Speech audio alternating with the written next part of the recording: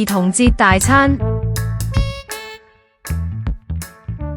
尋日小桃同老公鬧交，小桃嬲到唔煮飯，但係大人唔食，細路都要食，於是帶咗個仔出街食麵。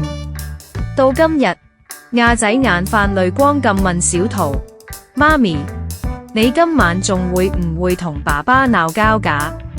小桃有啲心酸，原來夫妻鬧交真係會影響到小朋友，跟住就同亞仔講：今晚媽媽煮兒童節大餐，然後同埋爸爸3個人一齊食好唔好？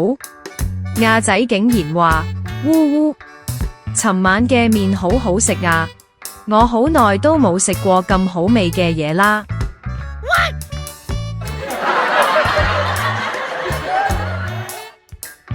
哈哈哈，兩父子係咪夾埋㗎？